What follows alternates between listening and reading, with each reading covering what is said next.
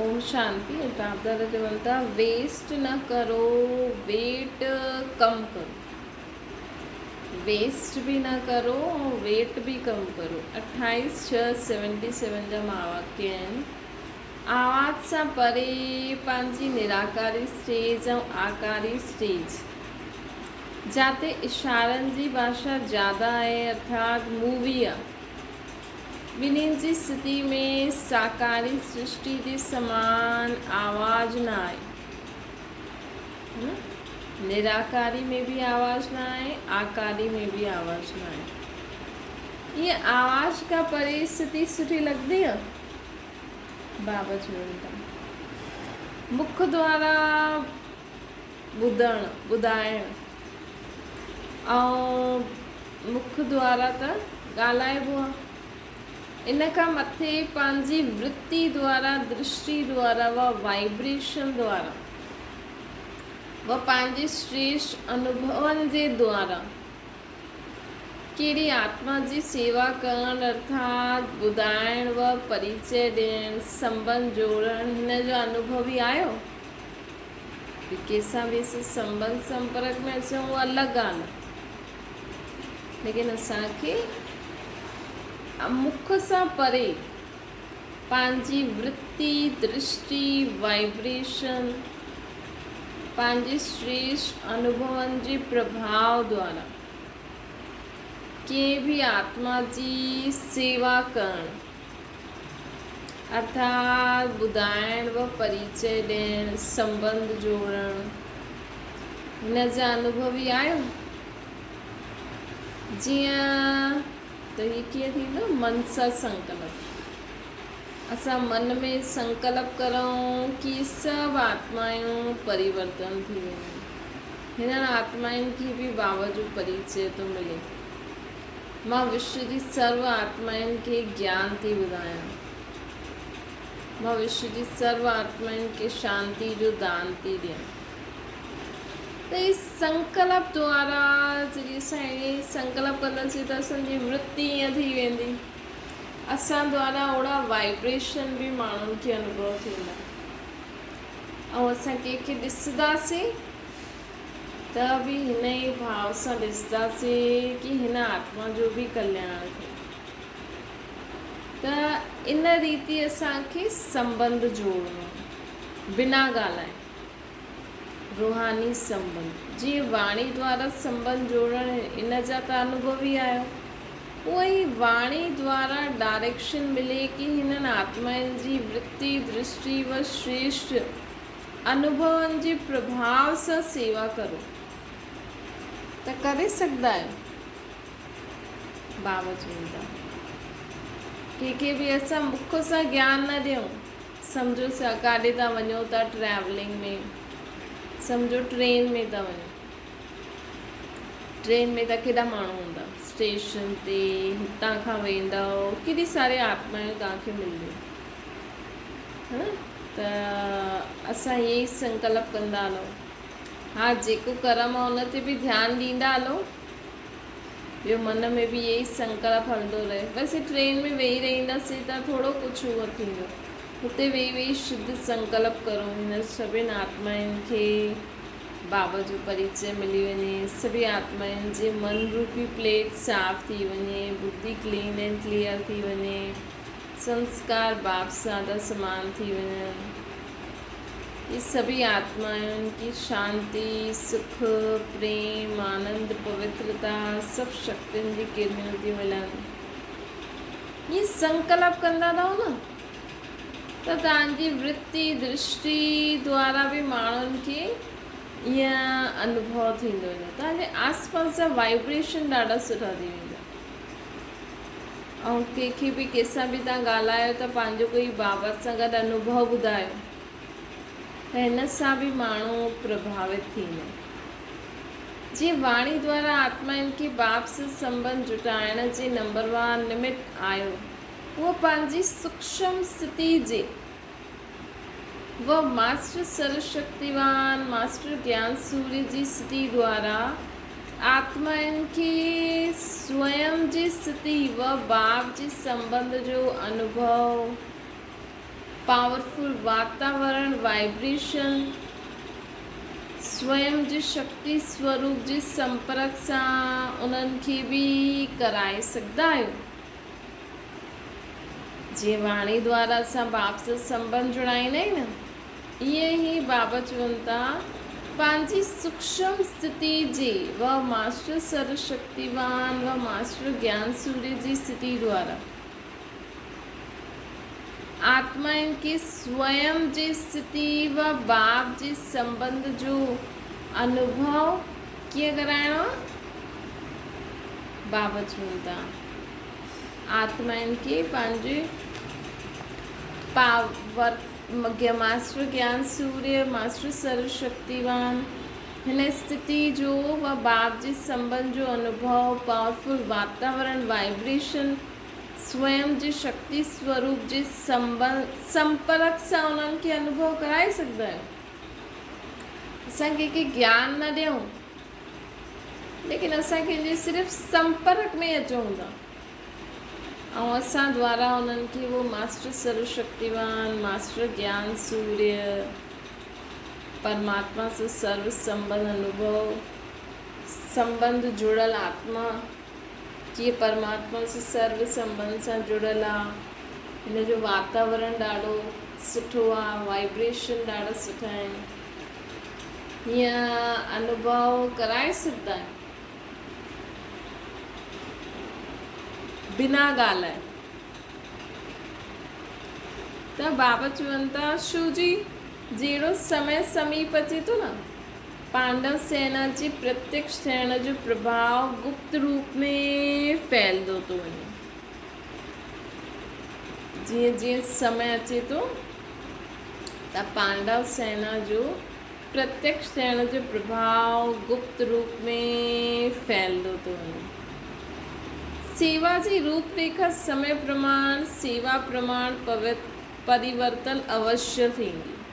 त हाणे त असां वाच में कंहिंखे ज्ञान ॾींदा आहियूं, लेकिन अचण वारे समय में असां ज्ञान बि न ॾेई सघंदासीं। बाबा चवनि था समय प्रमाण सेवा परिवर्तन ज़रूरु थींदी। जीअं अॼुकल्ह बि साइंस द्वारा हर चीज़ जी क्वांटिटी जे बजाय क्वालिटी में गुण लाइनि था। अहिड़ो नंढो सो रूप ठाहिनि था जीअं दुनिया में बि न पहिरियों हेॾी वॾी टीवी में प्रोग्राम अॼु माण्हू हेॾे नंढे मोबाइल में सभु कुझु ॾिसी सघंदो आहे। त ईअं नंढो सो रूप ठाहिनि था न, जो रूप आहे नंढो लेकिन शक्ति अधिक खां अधिक भरियल आहे। जेतिरा चैनल टीवी में न ईंदा आहिनि ओतिरा मोबाइल में अची था वञनि। जीअं मिठास जे विस्तार जो सैकड़िन जे रूप में लाहींदा आहिनि न, विस्तार के सार में लाइनि था। इन प्रकार पांडव सेना अर्थात साइलेंस जी शक्ति वारी श्रेष्ठ आत्माऊं भी जो हिकु घंटे जे भाषण द्वारा कंहिंखे परिचय ॾेई सघंदा आहिनि, उहो हिकु सेकेंड जी पावरफुल दृष्टि पावरफुल स्टेज द्वारा कल्याण जी भावना द्वारा आत्मिक भाव द्वारा स्मृति दिलाए सघंदा आहियो। वह अपरोक्ष साक्षात्कार कराए सघंदा आहियो। बावजूद कंहिंखे बि साक्षात्कार कराइण या हुन आत्मा जी कंहिंखे बि असां साक्षात्कार करायूं। कीअं साक्षात्कार करायूं? हिकु सेकेंड जी पावरफुल दृष्टि पावरफुल स्टेज द्वारा कल्याण जी भावना द्वारा आत्मिक भाव द्वारा स्मृति द्वारा उन्हनि खे असां स्मृति दिलायूं या साक्षात्कार करायूं। हाणे अहिड़ी प्रैक्टिस जी आवश्यकता आहे। हाणे बाबा चवनि था हाणे अहिड़ी प्रैक्टिस जी ये कॾहिं थींदी जॾहिं सॼो ॾींहुं असां हुन ई चिंतन में रहंदासीं न, बाबा जी ज्ञान जे चिंतन में, बाबा जी ॻाल्हियुनि जे चिंतन में। कॾहिं बि कोई बि आत्मा असांजे साम्हूं अची सघंदी आहे। बाबा त उन ॾींहुं चयईं न, असां संगम युग जो हाणे जो असां सां गॾु कोई हिकु सेकेंड बि संपर्क में अचे न त हुनजो केॾो भाग्य ठही वेंदो। छोजी हाणे असां डायरेक्ट आहियूं बाबा सां गॾु। इन जे लाइ 2 ॻाल्हियूं आवश्यक आहिनि जंहिंसां अहिड़ी श्रेष्ठ सेवा जे निमित्त से ठही सघंदा आहियो। उहे 2 ॻाल्हियुनि जी तरफ़ विशेष अटेंशन दिलाइनि था। उहो ॼाणंदा आहियो कहिड़ी 2 ॻाल्हियूं? हिकु त चारों और ये अटेंशन दिलाइना आहिनि कि कोई भी चीज़ के वेस्ट न करो, के भी चीज़ खे वेस्ट न करो। ॿियो बाबा चवनि था कि ॿियो चओ जेका बाबा चवनि था हिकु त वेस्ट न करो, ॿियो बाबा चवनि था वेट कम करो। उहो माण्हू त शरीर जो वेट कम करण लाइ चईंदा आहिनि, लेकिन बाप दादा आत्मा जे मथां जो बोझ आहे न, जंहिं बोझ जे कारण असां ऊंची स्टेज जो अनुभव न करे सघंदा आहियूं, त हिन वेट खे कम करो। हिकु वेस्ट न करो, ॿियो वेट खे कम करो। इन 2 ॻाल्हियुनि जे मथां विशेष अटेंशन खपे। इन 2 ॻाल्हियुनि जे अॻियां विशेष अटेंशन खपे। बाबा चवनि था कहिड़ी 2 ॻाल्हियुनि जे मथां? हिकु त वेस्ट न करो, ॿियो वेट कम करो। पंहिंजी शक्तियूं व समय वेस्ट करण सां जमा न थींदियूं आहिनि। जमा न थियण जे कारण जो ख़ुशी व शक्तिशाली स्टेज जो अनुभव थियणो खायो, उहो चाहींदे हुए बि न करे पाईंदा आहिनि। जीअं कि बाबा चईंदा आहिनि, उहो चाहींदे हुए बि असां न करे पाईंदा आहियूं। पंहिंजी शक्ति व समय वेस्ट करण जे उपाय जे बजाय पंहिंजी शक्तियूं व समय वेस्ट करण सां जमा न थींदियूं त ख़ुशी व शक्तिशाली स्टेज में अनुभव थींदी। उहो चाहींदे हुए बि न करे सघंदा आहिनि। जीअं तव्हां श्रेष्ठ आत्माउनि जो विश्व कल्याणकारी ठहिण जो लक्ष्य आहे। असां कोई बि पुछंदो त वरी सत्य त अञा अॻियां ईंदो, लेकिन हाणे सभिनि जो लक्ष्य छा हूंदो आहे? बाबा चवनि था तव्हां ॿारनि जो लक्ष्य छा आहे कि असां विश्व कल्याणकारी ठहियूं। तव्हां श्रेष्ठ आत्माउनि जो विश्व कल्याणकारी ठहिण जो कार्य आहे न। हिन प्रमाण समय व शक्तियूं न सिर्फ़ु पंहिंजे प्रति लेकिन अनेक आत्माउनि जी सेवा प्रति भी स्टॉक जमा थियणो खपे। तॾहिं त असां सुठी रीति सर्विस करे सघंदासीं न। अगरि वेस्ट हूंदो त स्वयं भी अगरि वेस्ट थी वेंदो त स्वयं भी पंहिंजे खे भरपूर अनुभव न कंदा। जीअं अॼुकल्ह जी गवर्नमेंट भी बचत जी स्कीम ठाहींदा आहिनि, गवर्नमेंट भी ठाहींदी आहे न। वो पंहिंजे प्रति आवश्यक समय व शक्तियुनि मां सां इकोनॉमी जो लक्ष्य रखते हुए बचत करणी। छो जी विश्व जी सर्व आत्माएं असां श्रेष्ठ आत्माउनि जो परिवार आहे। चाहे कहिड़े भी धर्म जी आत्मा हुजे, लेकिन उहो असांजो परिवार हूंदो आहे। त बाबा असांखे चवनि था कि जेतिरो वॾो परिवार ओतिरो इकोनॉमी जो ख़्यालात हलंदा रहनि। जेतिरो वॾो परिवार हूंदो ओतिरो असांखे इकोनॉमी सां ख़्यालु ईंदो रहंदो।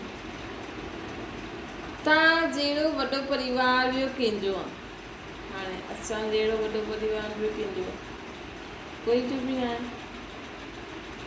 त बाबा चवनि था कि त सभु आत्माउनि खे साम्हूं रखंदे हुए स्वयं की बेहद जो बाप समय ते मर्ज करे त सभु आत्माउनि खे साम्हूं रखंदे हुए स्वयं की बेहद जी सेवा अर्थ निमित्त सम्झे हुए पंहिंजे समय ऐं शक्तियुनि खे कार्य में लॻाईंदा आहियो।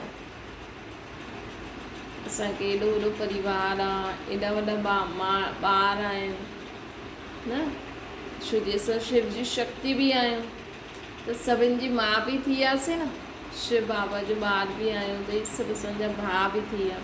त मास्टर रचता जी स्थिति स्मृति में रहंदी आहे कि मां मास्टर रचता आहियां। उहा पंहिंजी प्रति ई कमायो खायो, उहा कुझु खायो कुझु गवायो, अहिड़ा अलबेला थी करे त न हलंदा आहिनि। ॾिसो घर में माण्हू 2 ॼणा ई आहिनि या 3 ॼणा आहिनि, 4 ॼणा आहिनि, त बि बाबा चवनि था कि सभिनि जो ध्यानु रखिणो हूंदो आहे न।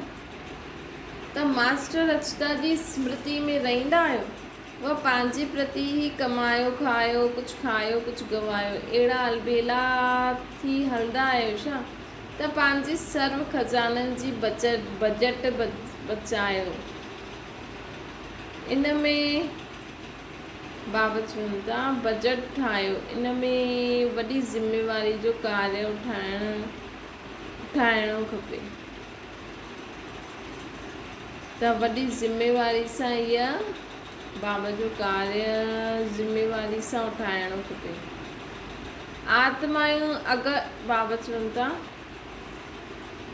कि अगरि जमा न हूंदो त कार्य कीअं सफल थींदो। ड्रामा अनुसार त थियणो ई आहे, इहा थी नॉलेज जी ॻाल्हि, लेकिन ड्रामा में मूंखे बि निमित ठहियलु आहे, ड्रामा में मां बि त निमित ठहियलु आहे न। ठही सेवा द्वारा श्रेष्ठ प्राप्ति करणी आहे, इहा लक्ष्य रखंदे हुए हर खज़ाने जी बचत रखो। ड्रामा में मूंखे भी निमित्त ठही सेवा द्वारा श्रेष्ठ प्राप्ति करणी आहे, ये लक्ष्य रखते हुए हर खज़ाने जी बजट ठाहियो। बजट में लक्ष्य छा रखिणो आहे, स्लोगन यादि आहे न, कम ख़र्च बाला नशी। ये बजट में असांखे लक्ष्य रखिणो आहे, स्लोगन ठाहिणो आहे। हर खज़ाने खे चेक करो केतिरो जमा आहे, हुन जमा जे खाते में सिर्फ़ु बाबा चवनि था कि हुन जमा जे खाते में बेहद जी आत्माऊं, बेहद जो धन। बजट में लक्ष्य छा रखिणो आहे, स्लोगन यादि आहे न, कम ख़र्च बाला नशी। हर खज़ाने खे चेक करो केतिरो जमा आहे, हुन जमा जे खाते सां बेहद जी आत्माउनि जी सेवा थी सघंदी आहे। मतिलबु संकल्प बोल कर्म शक्तियूं आहिनि एतिरी कि असां सभिनि जी मदद करे सघूं, कि दुख जो सीन ॾिसूं त असां में एतिरी शक्ति आहे कि असां बि दुखी न थियूं, ॿियनि खे बि सुख जी वाइब्रेशन फैलायूं। हर एक सब्जेक्ट जी भी चेकिंग करो कि असां हर सब्जेक्ट द्वारा सब सब्जेक्ट्स जी भी चेकिंग करो। छो जी बाबा चवनि था हर संकल्प सिर्फ ज्ञान द्वारा, हर सब्जेक्ट द्वारा बेहद जी सेवा जे निमित्त ठही सघंदा आहियो। उहा सिर्फ़ ज्ञान द्वारा ठही सघंदा आहियो, धारणा द्वारा न। जॾहिं फुल पास थियणो आहे त फुल सब्जेक्ट द्वारा सेवा जे निमित्त थियणु आवश्यक आहे। त असां हर सब्जेक्ट द्वारा बि माण्हुनि जी सेवा करे सघंदा आहियूं। असां धारणा करे कर्म करूं त बि असांखे ॾिसी कोई सिखंदो, उहो बि सेवा थी वई। अगरि हिकु बि सब्जेक्ट में कमी आहे त फुल पास न थी सघंदा, लेकिन पास थी वेंदा। हिकु पास विद ऑनर्स, ॿियो आहे कि बाबा ॿियो आहे ईअं ई पास थियणु। त हिकु पास विद ऑनर्स ऐं ॿी स्टेज आहे पास थियणु। त सिर्फ़ु पास थींदा आहिनि, पास विद ऑनर्स न। त उन्हनि खे पास विद ऑनर्स जे अंतर में धर्मराजपुरी में सजा खाइणी पई, सजा पास करणी पई। अर्थात ॾाढो थोरो बि सजाउनि जो अनुभव सां पास थियणु पवंदो। हाणे जीअं बाबा एॾा सारा बाबा चवनि था पोइ उन्हनि खे धर्मराजपुरी जी सज़ा पास करणी पवंदी। त असांखे धर्मराजपुरी में न सज़ा खाइणी पए, हिन खां पहिरियों ई असां पंहिंजे पाण खे सुधारे छॾियो। पास विद ऑनर्स और ॿियनि खे पास कंदे हुए ॾिसंदा। पास विद ऑनर्स जो आत्मा थींदी न, उहो ॿियनि खे पास कंदे हुए ॾिसंदा। हिन करे हर सब्जेक्ट में फुल पास थियणो आहे। हर खज़ाने जी बचत करो, बजट ठाहियो, अर्थात वेस्ट न करो। हर सेकेंड हर संकल्प व स्वयं जे प्रति शक्तिशाली ठाहिण जो अर्थ हुजे या सर्व आत्माउनि जी सेवा अर्थ कार्य में लॻाए। अच्छा, बाबा चवनि था ॿियो आहे, ॿी ॻाल्हि आहे वेट कम करो। हिकु त पिछले जन्मनि जो रहियल उहो हिसाब किताब बोझ समाप्त करण में लॻल आहे। असांजी आत्मा ते वेट आहे न ॾाढो। हिकु त पापनि जो बोझ आहे, ॿियो आसुरी स्वभाव संस्कार आहिनि। त बाबा चवनि था हिकु त पिछले जन्मनि जो रहियल उहो हिसाब किताब जो बोझ समाप्त करण में लॻायो। लेकिन उहो बोझ कोई वॾी ॻाल्हि न आहे। मतिलबु ब्राह्मण ठहिण खां पहिरियों अगरि असां कोई ग़लती कई आहे न, त हुनजो एतिरो बोझ न आहे। लेकिन ब्राह्मण ठहिण खां पोइ अगरि असां कोई पाप कर्म कयो, उहो बि बाबा खां प्रॉमिस करे पोइ अगरि असां कुझु कंदा आहियूं न, त उनजो 100 गुणा ठही वेंदो।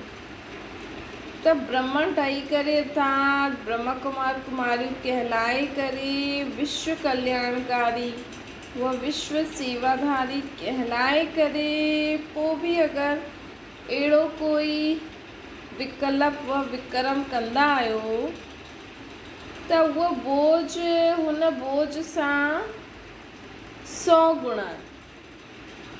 मतिलबु ब्राह्मण ठहिण खां पहिरियों जेको पाप कयो, उहो ई पाप अगरि असां ब्राह्मण ठहिण खां पोइ कयो त उहो 100 गुणा ज़्यादा थी वेंदो।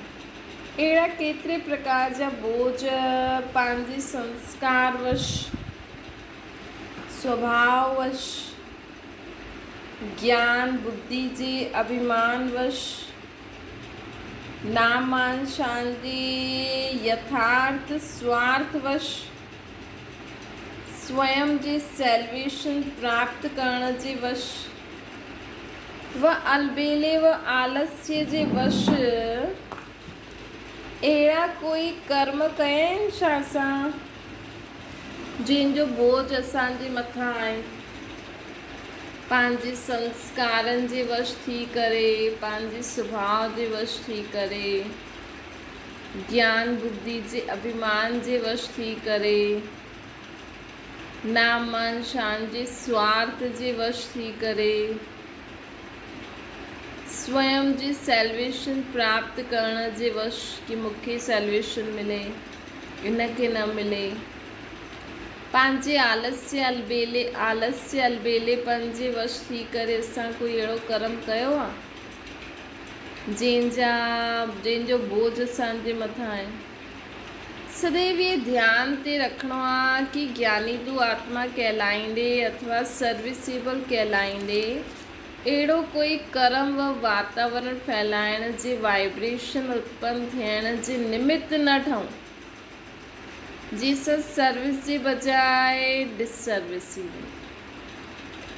सदैव ये ध्यान रखिणो आहे कि ज्ञानी तू आत्मा कहलाईंदे अथवा सर्विसेबल कहलाईंदे अहिड़ो कोई कर्म व वातावरण फैलाइण जे वाइब्रेशन उत्पन्न थियण जे निमित्त, मतिलबु अहिड़ो कोई कर्म न करिणो आहे जंहिंसां वाइब्रेशन फैलनि वातावरण में, जंहिंसां सर्विस जी बजाय डिससर्विस थी।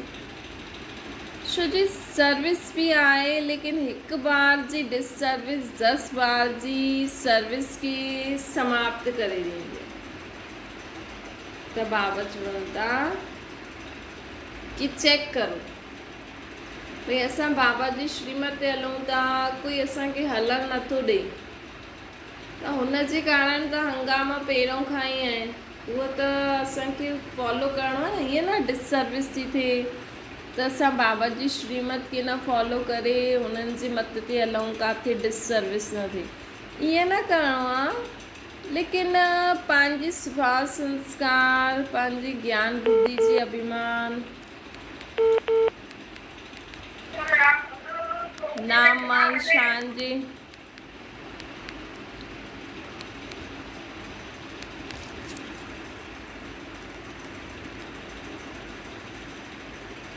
नाम मान शान जे वश थी करे असां अगरि कोई कर्म थिए थो असांखां जंहिंसां डिससर्विस थिए थी, त उहा न करणी आहे। जीअं रबड़ मिटी वेंदो आहे न, उहा हिकु बार जी डिससर्विस 10 बार जी सर्विस जे खाते खे ख़तमु करे ॾींदी आहे। ऐं उहो सम्झंदो आहे कि मां त ॾाढो सर्विस थो करां, लेकिन खातो ख़ाली हुजण जे कारण निशानी ॾेखारे में न ॾींदी आहे, लेकिन अभिमान जे वश ॿाहिरां खां मिया मिठू ठही वेंदा आहिनि। निशानी छा हूंदी आहे? हिकु त यादि में शक्ति व प्राप्ति जो अनुभव न कंदा आहिनि। अगरि असां अहिड़ी कोई डिससर्विस कई त असां जॾहिं यादि में वेहींदासीं न, त असांखे उहा शक्ति ऐं प्राप्ति न अनुभव थींदी, अंदर जी संतुष्टता न थींदी। हर समय कोई न कोई परिस्थिति व व्यक्ति व प्रकृति जो वैभव स्थिति के हलचल में लाइण जे व ख़ुशी व शक्ति ख़त्म करण जे निमित्त ठाहींदो। अगरि असां ईअं कोई डिससर्विस कई त हर समय कोई न कोई परिस्थिति व व्यक्ति व प्रकृति जो वैभव, कोई परिस्थिति अची वेंदी, कोई माण्हू अची वेंदो, या कोई चीज़ असांखे न मिलंदी, त असांजी स्थिति खे हलचल में लाइण व ख़ुशी शक्ति ख़त्म करण जे निमित्त ठाहींदो। अगरि असां छा था करूं, अगरि असांखां कोई बि डिससर्विस थिए थी, त हिकु त असांखे यादि में शक्ति ऐं प्राप्ति न थींदी, ॿियो कोई न कोई माण्हू, कोई न कोई ॻाल्हि, कोई न कोई चीज़ असांजी स्थिति खे हलचल में लाहींदी, शक्ति ख़त्म करण जे निमित्त ठाहींदी। ॿाहिरां जो दिखावो एतिरो सुंदर हूंदो जो अनेक आत्मायूं उन्हनि खे न परखण जे कारण सभिनि खां सुठो ख़ुशि मिज़ाज ऐं पुरुषार्थी सम्झंदा। ॿाहिरां खां एतिरो सुंदर नज़र ईंदो उहो माण्हू, लेकिन अंदरां ख़ाली। ॿाहिरां खां भले ख़ुशि ऐं नज़र ईंदो हुओ, लेकिन अंदरि ख़ाली हूंदो हुओ, बिल्कुलु उलझन में खोखलोपन हूंदो। नाम शान जो खातो फुल हूंदो, लेकिन खज़ाने जो खातो, अनुभूतियुनि जो खातो ख़ाली जे बराबरि, अर्थात नाम मात्र हूंदो। त बाबा चवनि था कि अंदरि जेको हूंदो न खज़ाने जो खातो आत्मा में, अनुभूतियुनि जे खज़ाने सां ख़ाली जे बराबरि हूंदो, अर्थात नाम मात्र हूंदो। ऐं निशानी छा हूंदी? अहिड़ी आत्मा स्वयं विघ्ननि जे वश हुजण जे कारण सेवा जे कार्य में विघ्न रूप ठही वेंदी। नाम विघ्न विनाशक आहे, लेकिन हुन आत्मा जे कारण सेवा में विघ्न ईंदा। अहिड़ी आत्माउनि जे मथां समय प्रति समय जे बोझ जे वेट वधण सां अनेक प्रकार जा मानसिक व्यर्थ चिंतन, मानसिक अशांति, ये अनेक रोग पैदा कंदा। जे शरीर में अनेक रोग कंहिं हिकु बीमारी ते असां ध्यानु न ॾींदा आहियूं त अनेक प्रकार जा रोग पैदा थी वेंदा न। ईअं ई अगरि असां बाबा जे कार्य में डिससर्विस कंदा आहियूं कहिड़े न कहिड़े कारण, त असांखे मानसिक व्यर्थ चिंतन, मानसिक अशांति, अहिड़ा अनेक रोग पैदा थींदा आहिनि। इन करे आहे न, ॾिसो बाबा जे घर में वैरायटी ॿार आहिनि, है न। तव्हांखे बाबा, असांखे बाबा जो ज्ञान सुठो लॻे थो, बाबा सुठो लॻे थो। तव्हां बाबा जी डोली त अॼुकल्ह ऑनलाइन बि मिली वेंदी आहे। कॾहिं कॾहिं थींदो आहे न, सेंटर ते बि ॿार, छो जो हुते बि सभु सिखनि ई रहा, है न। कई प्रकार जा ॿार, कंहिंजा संस्कार कहिड़ा, कंहिंजा संस्कार कहिड़ा। असां अगरि हुननि जे कारण असांखे डिस्टर्बेंस थिए थी, मन में व्यर्थ प्रश्न अचनि था, असां कंहिंखे कुझु चई छॾियो, कंहिंखे कंहिंसां थी वई ॻाल्हि, सेवा कंदा आहियूं उन समय बि ॻाल्हि अहिड़ी थी वेंदी आहे कॾहिं कॾहिं, त असां खां जाने अनजाने कंहिंजे लाइ कुझु ग़लति निकिरी वञे, भले उहो ग़लति आहे, लेकिन इहा बि असांजी ख़ुशी खे ख़तमु करे छॾींदो आहे। छो जो जेसि ताईं असां बाबा जो पूरो ज्ञान बाबा त चईंदा आहिनि सभु प्रकार जा ॿार आहिनि, है न।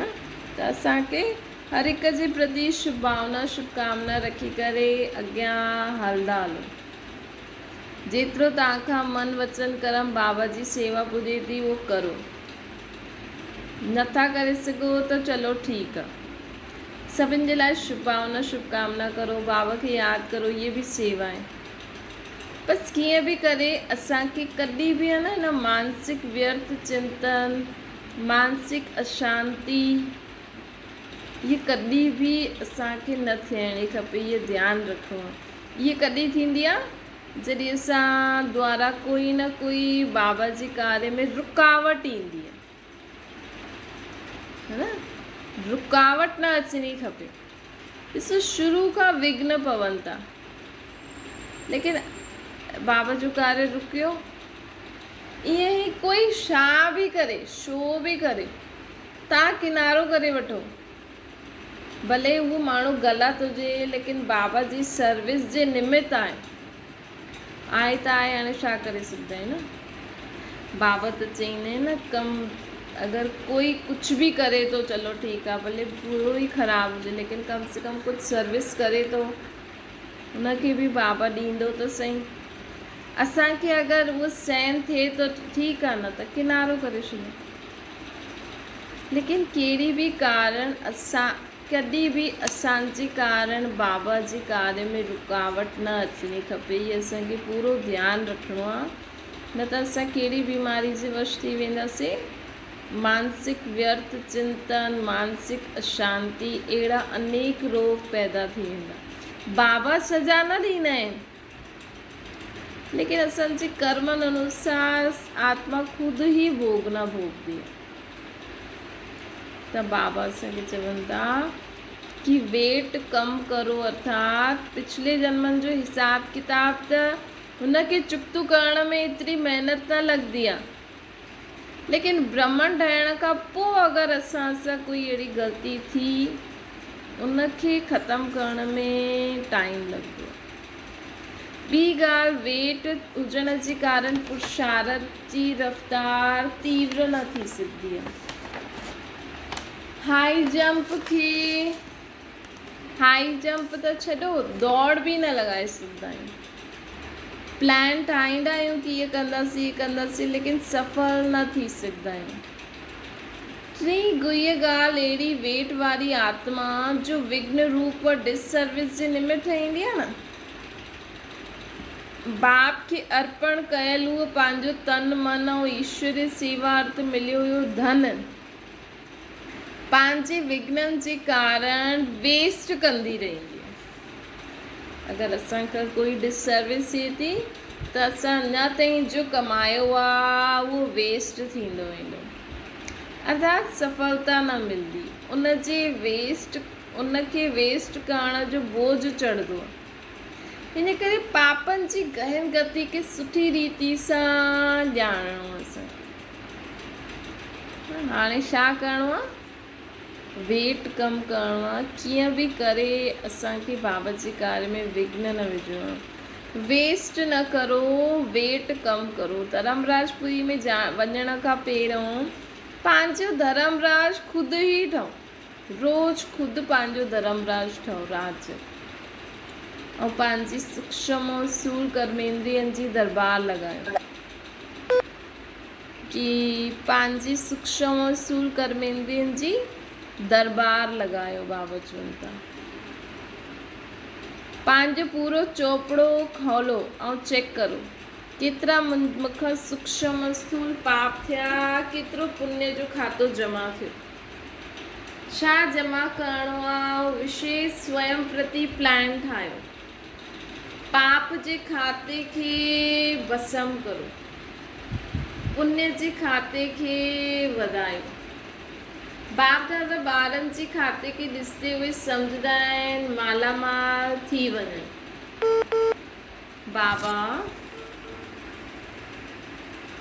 बाबा असांजा खाता ॾिसंदा आहिनि न, त कंहिं ॿार जो अगरि खातो घटि हूंदो आहे त सोचंदा आहिनि मालामाल थी वञे मुंहिंजो ॿारु। त बरसाति पइजी हूंदी उन समय, त बाबा चवनि था ॾिसो प्रकृति बि पाठ थी पढ़ाए। जीअं प्रकृति पंहिंजे मौसम व समय प्रमाण पंहिंजी तीव्र गति सां कार्य करे थी न, ॾिसो था न प्रकृति केॾो तीव्र गति सां कार्य करे थी। केॾी गर्मी अची वई आहे, सर्दी बि आई, ओड़ी गर्मी बि आई, छो छोकी हाणे ये प्रकृति बि सतो प्रधान थी करे बहारी मौसम थी वेंदो सत्युग में। त बाबा चवे थो ॾिसो प्रकृति खां ई पाठ पढ़ो। प्रकृति बि ॾिसो पंहिंजे मौसम व पंहिंजे समय प्रमाण तीव्र गति सां कार्य करे थी न। ईअं असां ब्राह्मण पंहिंजे पूरे कल्प जे लाइ कमाई करण में चुस्त आहियूं। कीअं कमाई करणी आहे? बिंदी बिंदी बिंदी बिंदी लॻायो। बाबा चईंदा आहिनि न पंहिंजे पूरे कल्प जे लाइ कमाई कीअं करणी, 21 जन्म त चईंदा आहिनि बाबा, लेकिन बाबा चईंदा आहिनि त बि पूरे कल्प तव्हां ठीकु रहंदा आहियो। बिंदी बिंदी बिंदी बिंदी लॻाए छॾो ऐं बिंदी बिंदी बिंदी लॻाए करे ऐं बाबा अॼु छा असांखे अटेंशन खिचवाइनि था, कॾहिं बि असांखां कोई बि डिससर्विस न थिए। असांजे कारण बाबा जे कार्य में कॾहिं बि रुकावट न अचे, भले असां उहो सेवा छॾे छॾूं, लेकिन जंहिं सेवा सां असां बि डिस्टर्ब था थियूं, ॿिया बि डिस्टर्ब था थियनि, त युक्ति सां छॾे छॾो, लेकिन पंहिंजे मन खे कॾहिं बि डिस्टर्ब न थियण ॾियो। त मौसम प्रमाण तीव्र रफ्तार सां जमा करो। अच्छा सदा फरिश्ता वेटलेस अर्थात लाइट रूप हर सेकेंड संकल्प में भी पिछलो बोझ भस्म करणो आहे। असांखे एतिरो स्टॉप लॻाइणो आहे कि हर सेकेंड हर संकल्प पिछलो बोझ समाप्त थी वञे। भविष्य जमा करण वारा सदा विश्व सेवाधारी स्वरूप में स्थित रही आत्माउनि खे सर्व खजाना महादानी ठही दान करण वारा, सदा विश्व सेवाधारी स्वरूप में स्थित थी सर्व आत्माउनि खे सर्व खजाना महादानी ठही करे दान करण वारा, पंहिंजी शक्तियुनि जे खज़ाने में संपन्न थी शक्तियों द्वारा वरदान प्राप्त करण वारा, रहमदिल आत्माउनि खे सदा विश्व कल्याणकारी आत्माउनि खे बाप दादा जो यादि प्यार ऐं नमस्ते। असांजी बि बाप दादा खे यादि प्यार गुड मॉर्निंग ऐं नमस्ते। पार्टियुनि सां मुलाक़ात करनि था बाबा। सदा स्वचिंतन शुभ चिंतक ॿई स्टेज रहंदी आहे। जॾहिं शुभ चिंतक हूंदा आहियो त व्यर्थ चिंतन समाप्त थी वेंदो। जॾहिं असां शुभ चिंतन हूंदा आहियूं, शुभ चिंतक हूंदा आहियूं अर्थात ॿियनि जे लाइ सुठो सोचंदा आहियूं त व्यर्थ चिंतन समाप्त थी वेंदो। व्यर्थ जो रहंदो आहे अर्थात शुभ चिंतक जो अनुभव घटि कंदो। जो व्यर्थ चिंतन में रहंदो आहे न, ॾिसो कोई बि तव्हां सां मिलणु अचे, अगरि उहो माण्हू डिस्टर्ब मतिलबु ईअं ई संस्कार वारो हूंदो त असांखे छा संकल्प ईंदो, अरे इहे छो आई आहे अॼु, वरी हीअं न चए, वरी हीअं न करे, वरी हीअं न चए, व्यर्थ चिंतन हलंदो न। उनजी जगह अभ्यास करो। अच्छा ये आई आहे, ये आत्मा आई आहे, कुझु बि न कंदी, शांति सां हली वेंदी, कुझु बि न कंदी, कुझु बि न कंदी, ॾाढी सुठी आत्मा आहे, बाबा जो ॾाढो सुठो ॿार आहे। ईअं असांजो शुभ चिंतक हलणो, शुभ चिंतन हलणो खपे। जीअं अगरि हिकु बार बढ़िया चीज़ खे वेस्ट करे छॾंदा आहियूं त घटिया चीज़ स्वीकार करण जो संकल्प बि न ईंदो। सॉरी, अगरि असां हिकु बार बढ़िया चीज़ जो टेस्ट करे वठंदा आहियूं न त घटिया चीज़ खे स्वीकार करण जो संकल्प बि न ईंदो। उहा शुभ चिंतन में रहण वारा व्यर्थ चिंतन न करे सघंदा आहिनि। शुभ चिंतन में रहण वारा व्यर्थ चिंतन न करे सघंदा आहिनि। चिंतन हलाइणो अर्थात उनजो स्वरूप ठही वञे। जीअं सागर जे अंदरि रहण वारा जीव जंतु सागर में समायल उहे रहंदा आहिनि न, ॿाहिरि न निकिरणु चाहींदा आहिनि। मछली बि पाणी जे अंदरि रहंदी आहे, ॿाहिरि ईंदी त ख़तमु। सागर में पाणी ई उनजो सागर आहे। ॾिसो इहो बाबा जो चिंतन, ईअं असांखे आहे न चिंतन करणो खपे, मनन चिंतन आहे। अव्यक्त महावाक्य छा आहिनि? शिव बाबा जो ज्ञान, निज ज्ञान त साकार मुरली में आहे। अव्यक्त महावाक्य में मनन चिंतन की हुई ॻाल्हियूं आहिनि बाप दादा जी। त ॾिसो बाबा असांखे एग्ज़ाम्पल था ॾियनि। ॾिसो जीअं मछली सागर जे अंदरि हूंदी आहे पाणी जे, त उनखे सागर व पाणी उनजो संसार आहे। एतिरो वॾो ॿाहिरां जो संसार उनजे लाइ कुझु बि न आहे। ईअं असांखे बाबा एॾो ज्ञान ॾिनो अथई। अगरि असां ज्ञान में मनन चिंतन में बिजी रहंदासीं न त जीअं त असां ज्ञान सागर बाप में समायल ई आहियूं। इन्हनि जो संसार बि बाप अर्थात सागर हूंदो अहिड़े ॿारनि जो। उन्हनि खे ॿाहिरां जी कोई चीज़, ॿाहिरि माण्हू छा था सोचनि, कंहिं सोच सां आया आहिनि, ईअं छो आया आहिनि, कोई नेगेटिव वीचार सां असांजे घर हली ईंदो आहे न, असांजे लाइ बुरो सोचंदो आहे, कंदो आहे। लेकिन असांखे बाबा शायदि कहिड़ो चिंतन ॾिनो अथई, हुन चिंतन में रहो। ईअं अनुभव कंदा आहियो ॿाहिरि चकर लॻाइण जी दिलि थींदी आहे। जेसिताईं इहो अनुभव न कयो, स्वरूप में न समायो, तेसिताईं ब्रह्मण जीवन जो गायन, अतीन्द्रिय सुख जे झूले में झूलण जो, हर्षित थियण जो, उहो न करे सघंदासीं। हाणे पंहिंजे चिंतन जो प्रभाव विझो। अहिड़ा अनुभवी ई हिन ब्रह्मण जीवन जे सुख जे महत्व खे ॼाणंदा आहिनि। ब्रह्मणनि जी चोटी चईंदा आहिनि, इहे चोटी अर्थात ऊची स्टेज। अगरि हेसि ताईं न पहुचियो त विजय जो झंडो कीअं लहराईंदो? ऊची चोटी ते वञी करे झंडो लहराईंदा त विजय थींदी। अर्थात पंहिंजी स्थिति सदा ऊची रहणी खपे।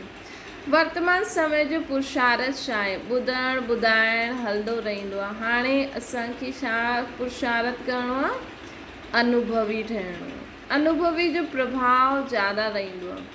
उहा ई ॻाल्हि अनुभवी ॿुधाए, उहा ई ॻाल्हि ॿुधी हुई ॿुधाए त अंतर पइजी वेंदो आहे, है न। अगरि कोई असांखे चए कि हिन खे हथु लॻाईंदव त गरम आहे, लेकिन अगरि कंहिं हथु लॻायो आहे ऐं उहो चए कि अरे न न हिनखे हथु लॻाईंदो न ॾाढो गरम आहे, मां लॻायो हेॾो मूंखे गरम लॻियो, ऐं हिक खे सिर्फ़ु ॿुधियो अथई कि हा भई इहे गरम आहे, हथु न लॻाइणो, त जंहिं फील कयो आहे न उनखे हथु लॻाए करे गरम, उहो ॿुधाईंदो त ज़्यादा सुठी रीति सम्झ में ईंदो। उहो फीलिंग सां ॿुधाईंदो। माण्हू बि हाणे अनुभव करणु चाहींदा आहिनि, त असांजो ज्ञान बि ॿुधणु ॿुधाइणु त हलंदो आयो आहे, लेकिन हाणे असां पंहिंजे अनुभव, तव्हांखे जीवन में बाबा जे ज्ञान खे धारण करे छा अनुभव थियो आहे, त कॾहिं बि कोई मिले न उनखे पंहिंजा अनुभव ॿुधाईंदा करो कि असां पहिरियों ईअं हुयासीं, हाणे असां इहे अभ्यास कंदा आहियूं न, असांजे जीवन में ॾाढो परिवर्तन आयो आहे। योग शिविर में विशेष अनुभव छो कंदा आहिनि? छो जी अनुभवी ठहिण जो साधन आहे ॿुधाइण सां गॾु गॾु अनुभव करायो। इन जी रिज़ल्ट सुठी निकिरंदी आहे। जॾहिं आत्मा जो अनुभव चाहींदियूं आहिनि त तव्हां बि अनुभवी ठही करे अनुभव करायो। अनुभव कीअं थींदो, हुन जे लाइ कहिड़ो साधन अपनाइणो आहे। जीअं कोई इन्वेंटर आहे, उहो कोई बि इन्वेंशन करण जे लाइ बिल्कुलु एकांत में रहंदो आहे। त हितां जी एकांत अर्थात हिक जे अंत में खोइण। हिते घर गृहस्थी में रहंदी हुई बि जीअं कोई ॻाल्हि हूंदी आहे न, कंहिंखे टेंशन हूंदी आहे घर में, हिकु ई माण्हू खे अगरि कोई ॻाल्हि पतो आहे त उहो सभिनि जे विच में रहंदी हुई बि उहो ॻाल्हि उन जे दिमाग़ में हलंदी रहंदी। उहो ॿाहिरां खां खिलंदो, ॿाहिरां खां ॻाल्हाईंदो, लेकिन अंदरि उहो ॻाल्हि सोचंदो रहंदो। त हिक जे अंत में खोइण अर्थात असां सभिनि जे विच में रहंदे हुए बि हुन ॻाल्हि जो अनुभव में अंदरि ई अंदरि बिज़ी रहूं त ॿाहिरां जी आकर्षण सां एकांत थी वेंदो। ईअं न सिर्फ़ु कमरे में वेहण जी एकांत खपे, लेकिन मन एकांत हुजे। मन जी एकाग्रता अर्थात हिक जी यादि में रहण, एकाग्र थियण, इहे ई एकांत आहे। पूरे विश्व जी आत्माएं असांजे साम्हूं हुजनि, कुझु आवाज़ अचनि, लेकिन असांजो मन बाबा वटि लॻल हुजे, बुद्धि बाबा वटि। एकांत में वञी करे इन्वेंशन कढंदा आहिनि न, चारों ओर जे वाइब्रेशन सां परे हली वेंदा आहिनि। त हिते बि स्वयं खे आकर्षण सां परे करणो आहे। ईअं बि कई हूंदा आहिनि जेके एकांत पसंदि हूंदो आहे, संगठन में रहणु, हसणु, ॻाल्हाइणु ज़्यादा पसंदि न हूंदो आहे, लेकिन इहो ॿाहिरि मुक्ता में अचिणो आहे। लेकिन इहो थियो ॿाहिरि मुक्ता में अचणु न। हाणे पंहिंजे खे एकांतवासी ठाहियो अर्थात सभु कुझु हूंदे हुए, सभु कुझु साम्हूं हूंदे हुए बि सर्व आकर्षणनि जी वाइब्रेशन सां अंतर्मुखी थी वञे। हाणे समय अहिड़ो अचे थो जो इहे ई अभ्यास कम में ईंदो। अगरि ॿाहिरां जी आकर्षण जे वशीभूत थियण जो अभ्यास हूंदो त समय ते धोखो खाई वठंदासीं। सर्कमस्टेंसिस अहिड़ियूं ईंदियूं जो हिन अभ्यास जे सवाइ ॿियो कोई आधार ई न ॾेखारे में ॾींदो। छो जी हेॾी सारी आवाज़ूं ईंदियूं, हेॾा सारा माण्हुनि जा दुख ॿुधाए में ईंदा। अगरि असां हाणे इहो अभ्यास न कयो न, अंतर्मुखी सभिनि जे विच में रहंदी हुई, असांजो मन बाबा सां गॾु लॻल रहे, मन बुद्धि हाणे इहो अभ्यास करे छॾियो, तॾहिं ई असां अंत जी सीन में बि पंहिंजो बुद्धि योग बाबा सां लॻाए सघंदासीं। एकांतवासी अर्थात अनुभवी। दिल्ली वारा सेवा जे आदि जे निमित आहिनि, त हिन विशेषता में बि निमित ठहो त हिन स्थिति जे अनुभव खे ॿिया बि कॉपी कंदा। इहा सभिनि खां वॾे ते वॾी सेवा आहे। संगठित रूप में ऐं इंडिविजुअल रूप में, ॿिन्हिनि ई रूप में अहिड़ो अभ्यास जो वातावरण फैलायो। छा ओम शांति। बाबा खे यादि करो।